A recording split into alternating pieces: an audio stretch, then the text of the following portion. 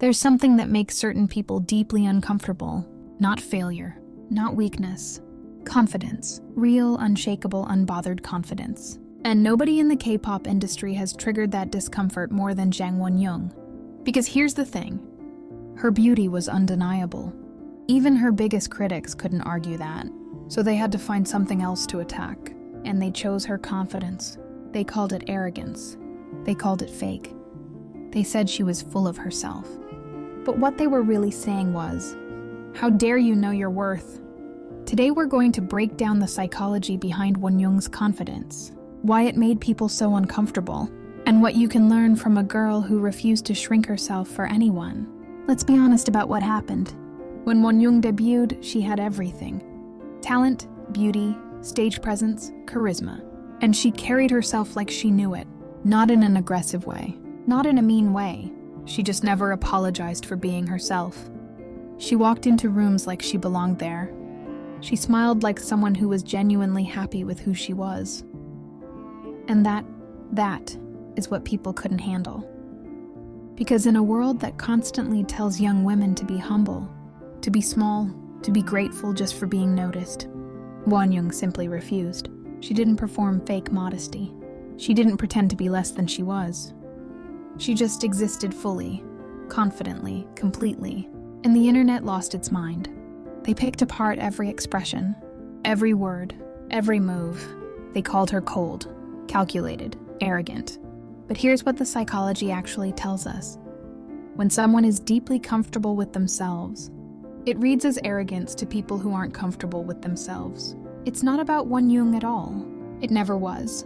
There's a concept in psychology called social comparison theory. It basically says, humans naturally measure themselves against others.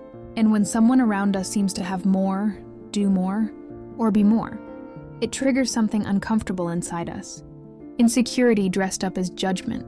That's what Wonyoung faced every single day. She wasn't doing anything wrong. She was just being herself at a level that made others feel inadequate. And instead of dealing with that feeling internally, people projected it outward. Onto her. Now here's what makes Wonyoung extraordinary. She understood this. Maybe not in textbook terms, but she felt it. And she made a decision that most people never make. She decided that other people's insecurity was not her responsibility to manage.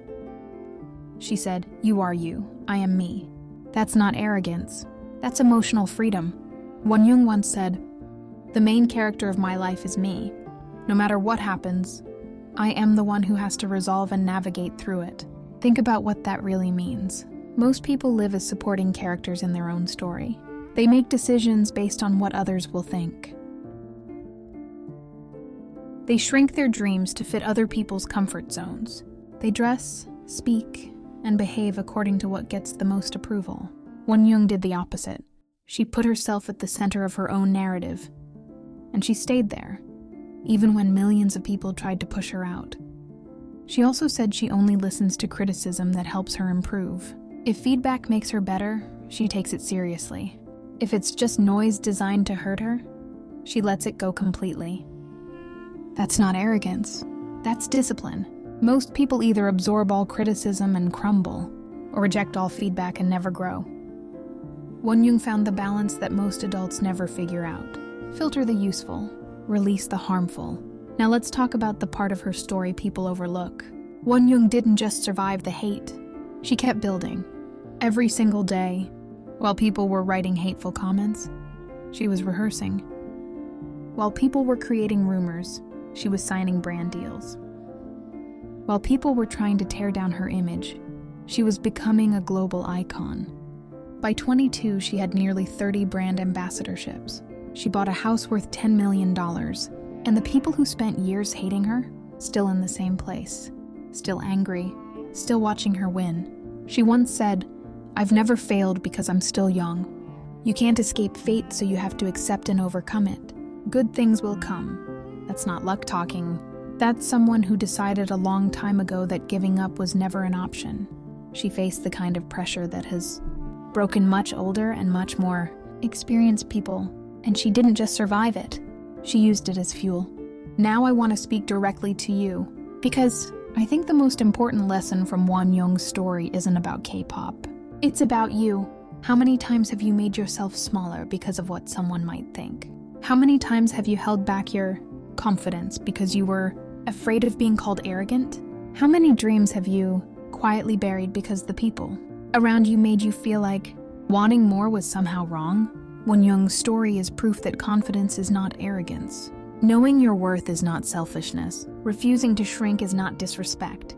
It's survival. And here's the thing about dreams. The people who try to talk you out of yours are almost always people who gave up on their own. Misery doesn't like company. It likes to recruit. Don't let it recruit you.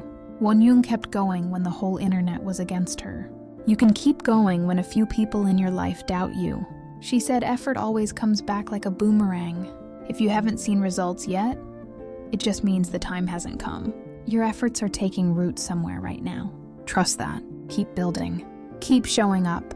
Keep being fully, unapologetically yourself. Because the world doesn't need a quieter version of you. It needs the real one.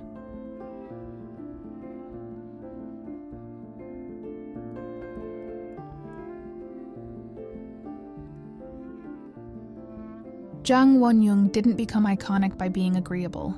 She became iconic by being herself, completely and without apology. And the hate she received along the way, it became the very thing that proved she was doing something right.